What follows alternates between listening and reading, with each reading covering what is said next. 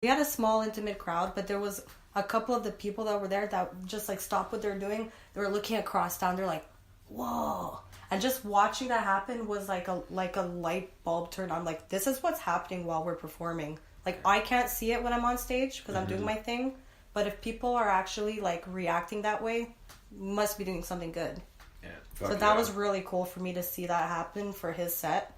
I'm like right on, like this is what he wants for sure. I'm so happy that I'm sick and I got to like actually be part of that moment. Cool. Yeah, because I never experienced something like that before. That was really nice. Yeah. And I heard like a guy by the pool table, he's like, he's a rap god. I'm like, I'm not even the performer, and I was just so happy to hear something like that. Like, people genuinely appreciating, and there was this girl in the crowd, and she was like, oh my god. It's just so cute. Awesome. Yeah. That's badass. Yeah. That's what it's all about. Yeah. It was a cool experience, definitely. I'd like to do that again, and yeah, totally. Yeah. The cypher was cool too. Yeah. Like MDB, he just, on his last track, he's like, okay, we're going to have freestyle or do a cypher with Krosst out and any other MC in the crowd. And then Brandon from Soundround. Yeah. He came out of nowhere. Like, here's this guy who's like screaming metal music and like doing his rock thing. He comes up at the end and he starts rapping something like DMX. I'm like, whoa, like, you're cool. Like, what's going on here? Yeah, it was really funny. Yeah. Yeah, no, cool. The guys from Soundround were, like, really, really cool. They're just super excited to be there, you know? And then, yeah, and that's the kind of thing that you don't get from, like, online interaction, right? Like, you can connect with as many people as possible, but, like, you know, when you're face-to-face, there's just that, like it's that much more intimate, you know? Yeah, it's kind of like it's just this like pseudo connection you get online. Yeah. Like you are in some form of contact through the phone or computer, but it's not the kind of contact that human beings have been experiencing with each other for hundreds of thousands of years. I think the latest estimates are like that human beings have been around for like 200,000 years or something. Oh yeah? Yeah. That's crazy. So it's like, this is so fucking brand new and so not what we're used to. I think it's but at the same time, like we keep coming back to, it's this crazy tool. So, but hopefully it's a tool to facilitate more of like the real interactions. So like if you can do what you're doing and putting the hours in to get that hype building and getting the crowd or getting the fans, you know, informed about you and when you're coming, and then hopefully actually show up to the show so that real thing can take place. Yeah. So that's why for me personally, I think it's important to keep a boundary with myself as an artist and social media to not overdo it. Mm-hmm. I want organic engagement. I don't want to just pay for likes and pay for like bots and people from like China or Europe just to like, you know, a picture. I want real engagement. So here and there when it's appropriate, I will pay for like the advertisement and do that kind of thing just to create the quote unquote hype. Mm-hmm. But at the end of the day, I'm making music to reach out real people, and I want real people to feel what I'm singing. And so I think it's important as an artist to keep a boundary between your craft and social media. Do it right.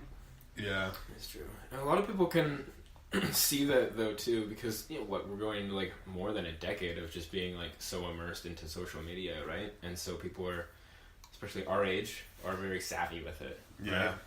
And they can kind of tell. I mean, like, I can tell when someone's bought likes on Instagram or Facebook, right? Like, you see that, right? Like, they have 20,000 likes on Instagram, but they have 100 likes on a picture. Exactly. It's like, well, those aren't real likes then.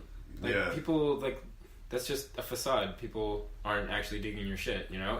And if I can point that out, then record labels can point that out too, right? Like, that's the thing. Yeah, like they'll go there and they'll automatically be turned away. Well, no, it won't reflect in their fucking sales on iTunes or anything, obviously, either. So it's like, so you guys have all these fake followers where you're not actually generating any revenue from it, which is their main deal. So they're not going to care.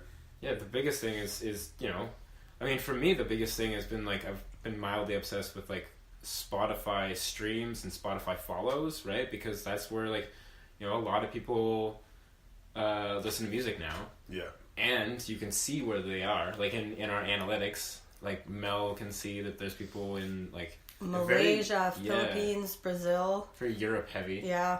mine's very... analytics are such a crazy thing, too. That's like something that people never had access to before. No, I know. And Spotify is really cool that way. Like, mine's more of North American driven. And Australia. Australia and New Zealand, too, yeah, actually. Yeah, because those are, I guess, parts of the world that are really big on hip-hop, right? Yeah.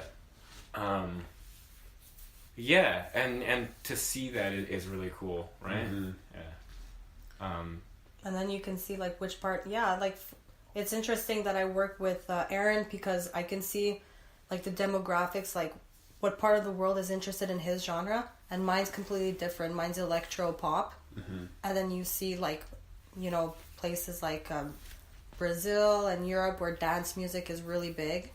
Yeah. So now I know, like, where to go to travel abroad to play. Yeah. Yeah, that's such valuable information. That's so totally. cool. Yeah. And, you know, your 20,000 followers on Instagram or what the fuck ever is not... They're just there. They're not doing anything for you. They're not listening to your music. They're not... So, you know, if you have, like, 20,000 followers on Instagram, but then, like, 19 followers on Spotify, it's like, well, that says volumes, you know? Oh, for sure. It's a buddy who's pretty prominent in the metal scene around here, Josh Hogan. He, in some sense, it seems like he saved it at one point. But he wrote a cool article just about that whole thing. Like, say he spent $500 or $1,000 or whatever, obscene amount of dollars on fake followers on whatever platform, and just he made a list of like all the better ways you could have spent that money for your band. Mm-hmm. And a few of them were even just silly, but you couldn't argue. It's like, just get a giant tattoo of your own band on your chest or something, just like that'd be a better way to spend it, even though that's just ridiculous. But it's like, yeah, I totally agree with everything you said. Josh is also going to be on the podcast in June for that political debate. Oh, nice. Cool. That'd be cool. Yeah, it's going to be fun. But, yeah, you know, it's just, yeah, the Fool's Errand for sure. There's a band around here, I won't name them, but they obviously bought followers because, like, we had played some shows together and we were checking their page, and one day it went from, like, 1,500 to fucking 10,000 just in a day. It's like, oh, wow. What do you need? Yeah. Like, that's I'm smelling some horse shit going on here. Yeah. No, I had noticed that too with, like, a band that I'm kind of cool with, and, like, they're all cool guys. But I noticed that, like, when I checked them out, that, like when I checked them out initially, they had, like, 2,000 followers or something, which is still good, right? And that was, like, just organic growth. And then, like, I think they got up to, like, 14,000 within, like, a year or something. And I was like, I doubt it. Like, unless something fucking happened, but I still doubt it. And then, you know, I'm going through their page, and they got, like, you know, very few likes and that sort of thing. It's like, oh man, yeah, okay, yeah, you kind of, yeah, I smell that a little bit. Yeah. There's even, because I'll get messages sometimes from bots on Instagram, or like people wanting you to buy their product, which does the shit for you, and they even have ones now that will go around liking pages of similar interest on your behalf in the hopes, or following them or whatever, just engaging with them, but it's a bot that's engaging with them on your behalf in the hopes that they will reciprocate, basically. So they even have that kind of backwards ass shit on top of the potential to just buy straight up fake followers and shit. Man, that's weird. I was like, what? I can't believe that there's actually enough people out there. Well, yes, I can. Let me talk about people that will pay for shit like that. But yeah, it's a damn shame. But at least it seems like it doesn't work. So, you know, joke's on them. It was working for a time, and then kind of people caught on. Right? Yeah.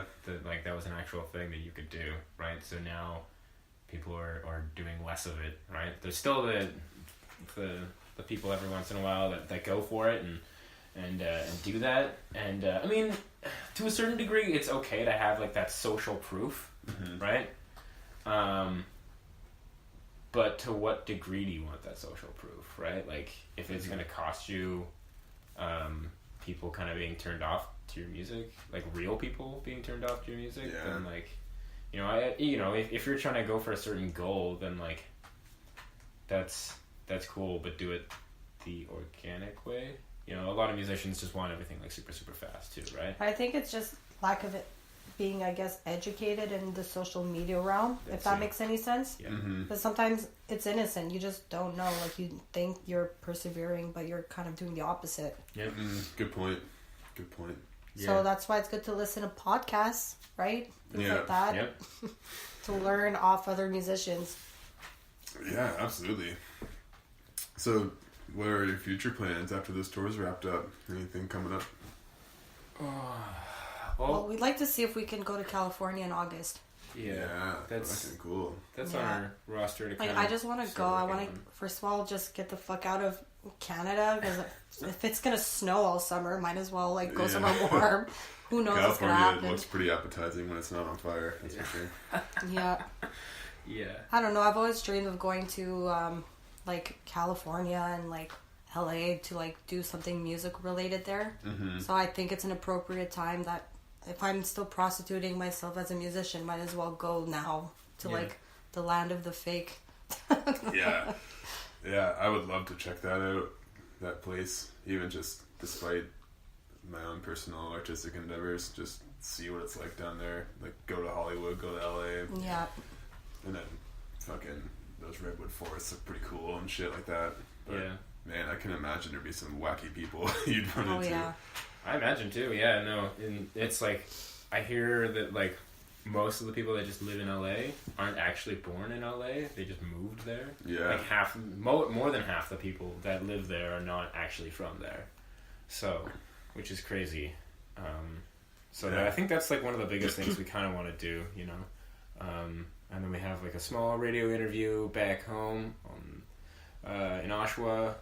And then I'm kind of like, with that tour that we might do in California, other than that, I just kind of want to go into a cave and like, work on some new music. I'm kind of working on some stuff now, so, you know, just kind of focus on that. I think that's the priority now, is to kind of focus on making some new music and branching myself out and, like, you know, growing as an artist and working on that, you know. A lot of people have heard the Life of the Party EP, so I feel like I want to do something different.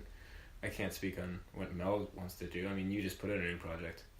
Yes, but I'm still working on some new material too for the future, just slowly getting things ready, and I want to do music videos.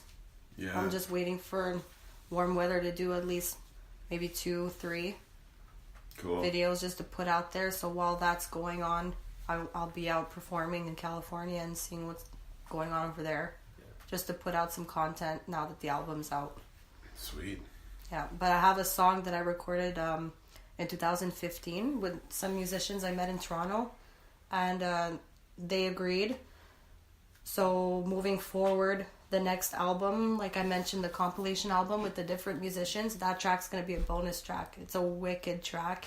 I think this one is going to be like the track. Yeah, I'm just saving it for the right time. Yeah, cool, it's really good. Yeah. The production on it was really sweet too. The guy, he had his own home studio on the Toronto Island. Okay. And they're a bit older. They've been around the block too. They're in a band called Girl in Toronto. So yeah, they know their shit. I know my shit, and we know that this is going to be a really good song. Awesome. Yeah. It's already produced. Everything's done. We just need to get it mastered. You just got it. You're like saving it. Fuck yeah. Yeah. Do you do all your recording with them, or is there other places you guys? That was the first recording I did with them. My album that's been out now since March 9th was with Jackman Jones. Okay. Yeah, the DJ I met in Toronto, the other producer. Does he have his own studio, or is he... No, we actually recorded in Mississauga with Mike DeFaria. Okay. Yeah, he's really good. Yeah, he knows his stuff. He knows his stuff. Yeah. That was a fun experience. And then we got this guy, Sean Savage. He mastered our tracks. Cool. And I'm looking forward to probably working with him too in the future for some more mixing, recording. He's in Toronto as well? Yeah. Do you know the name of the studio that you hit up in Mississauga? It's his own studio. Okay. But he also has another one in Woodbridge that he works at. He called it now Blacktail Recording. Yeah. Actually, he rebranded. It used to be just Mike DeFaria Recording. Now it's Blacktail Recording. Yeah. But the other studio he works at in Woodbridge, I forgot the name. I don't remember it. It was a big name though. Yeah, there's a lot of there's a lot of studios. Yeah, and he's pretty in depth with like the Mississauga music scene too, right? It's actually funny when I had come. I just came to the recording session with Mel, and he had actually already heard of me. Oh, nice. Because I'm on the Mississauga music compilation album.